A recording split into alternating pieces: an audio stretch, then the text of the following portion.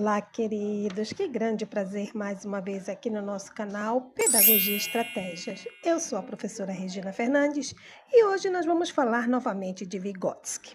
Vamos lá, queridos? Hoje, através de um quadro, eu vou mostrar para vocês como Levi Vygotsky pensava a criança dentro da sua psicologia histórico-cultural. Primeiramente, ele é pioneiro no conceito de que o desenvolvimento intelectual das crianças ocorre em função da sua interação com o social. Vygotsky entende que a mediação é a capacidade de se colocar um intermediário entre o sujeito e o objeto. Por isso, ele vai ser o grande fundador da Escola Soviética de Psicologia Histórico-Social. Porque, para Vygotsky, a criança nasce inserida no meio social que é a família. E é nesta família que ela vai estabelecer as primeiras relações com a linguagem na interação com os outros. Assim, o ponto central de sua teoria vai ser a aquisição de conhecimentos. E isto vai sempre acontecer pela interação do sujeito com o meio. Portanto, para Vygotsky, o aluno é parte de uma construção histórico, cultural e social. E por isso, o desenvolvimento da estrutura cognitiva humana é um processo que se dá na apropriação da experiência histórico e cultural. Os signos, assim, como a linguagem simbólica desenvolvida pela espécie humana, tem um papel similar ao dos instrumentos, pois tanto os instrumentos de trabalho quanto os signos são construções da mente humana que estabelecem uma relação mediada entre o homem e a sua realidade. Portanto, para Vygotsky, o processo de apropriação do mundo cultural vai ser por meio da linguagem.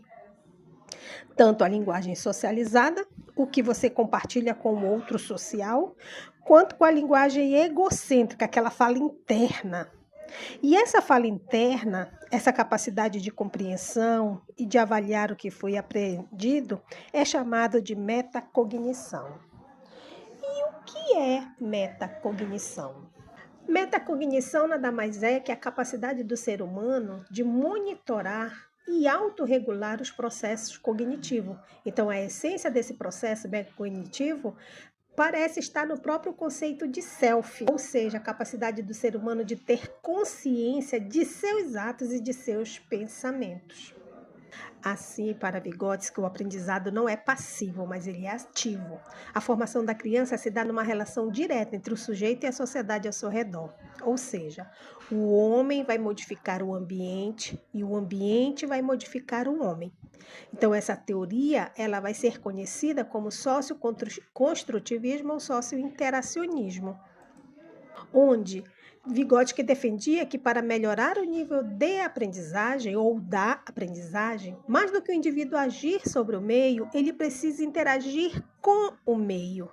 Só assim nós vamos para os 3 pilares principais de Vygotsky, que são as funções psicológicas, que têm um suporte biológico, são produtos da atividade cerebral, o funcionamento psicológico, que se fundamenta nas relações sociais entre indivíduo e meio, e a relação homem-mundo, que é uma relação mediada por construtos sociais.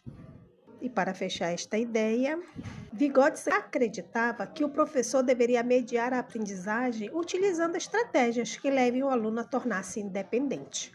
Portanto, queridos, para Vygotsky, não basta apenas estar no meio, mas nós temos que conviver com o meio para que a gente possa ter aprendizados efetivos e que nossas crianças elas precisam sim interagir com tudo aquilo que nós temos dentro da sala de aula, para que ela possa entender todos os processos cognitivos que permeiam o campo social.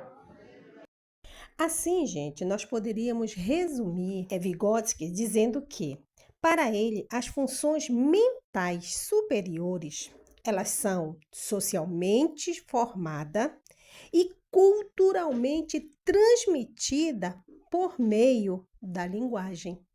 Então, para Vygotsky, a linguagem é o mais importante de todos, pois ele defende que por mais que o indivíduo tenha biologicamente potencial, ou seja, o indivíduo pode estar bem de saúde, pode estar bem fisicamente,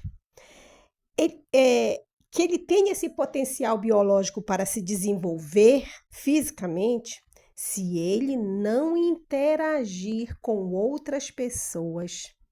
Ele não se desenvolverá como ele poderia. Ou seja, se não tiver interação entre os sujeitos e o meio com os sujeitos, nós, como seres humanos, não poderíamos nos desenvolver como deveríamos. Esta, sem dúvida, é a ideia principal de Vygotsky. E é isso, queridos. Eu espero ter me feito entender neste curto vídeo, mas não saia deste canal sem antes se inscrever, curtir e compartilhar. Gratidão por estarmos juntos novamente e até o nosso próximo vídeo.